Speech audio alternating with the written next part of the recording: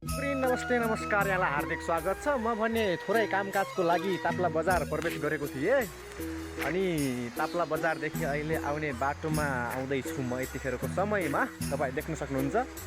आज ताप्ला विशेष कारण त केही थिएन, थोरै पैसा झार्ने काम लगतै प्लस हाम्रो फोटा खिचियो एक दुईवटा, त्यही काम हो।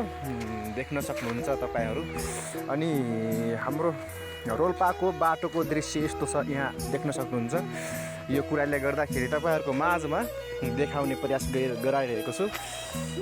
यो कुराको जानकारी गराउन चाहन्छु। हाम्रो नानी बाबुहरू यस्तो हुनुहुन्छ ताप्ला बजारदेखि, होइन? सबै ताप्ला बजारदेखि होइन? लौ ठिक छ ल होइन गाइस, यस्तो छ दर्शकवृन्द। धेर थोरै साँझको टाइममा ताप्ला बजारमा प्रवेश गरेको यस्तै छ आजभोलिको माहौल। भन्दै गर्दाखेरि के गर्दै हुनुहुन्छ तपाईँहरू यतिखेरको समयमा भन्दै गर्दा अहिले करिब 7 बज्न आँटिसक्यो।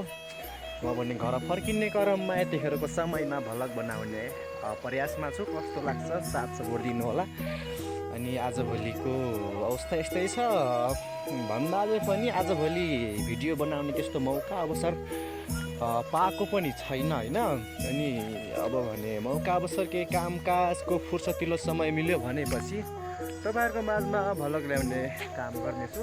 अनि हाम्रो देख्नुहोस्, हाम्रो राङडाँडा एवं गङ्गादेव गाउँपालिकाको 6 नम्बर र 7 नम्बर वडाहरूको यो के भन्छन् नै खेत लगाउने कार्यक्रम फाइनल, लगभग खेत लगाउने कार्यक्रम फाइनलमा भयो, होइन?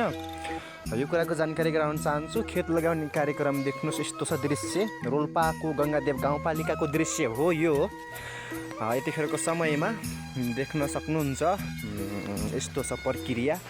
जे होस्, गाउँघरतिर रमाइलो छ, वातावरण रमाइलो छ। गोड्ने मेल्ने कार्यक्रम पनि सञ्चालन भएर पनि सकिसकेको छ। अब दोस्रो चरणमा गोड्ने प्रवेशमा छौँ हामीहरू। त्यो भएको कारणले गर्दाखेरि यस्तै चलिरहेछ गाउँघरतिर। त्यस्तै भयो। साँझको भ्लगमा सम्पूर्ण दर्शकहरूलाई एकदमै स्वागत गर्न चाहन्छु। कस्तो लाग्छ हेरेर साथ दिनु होला।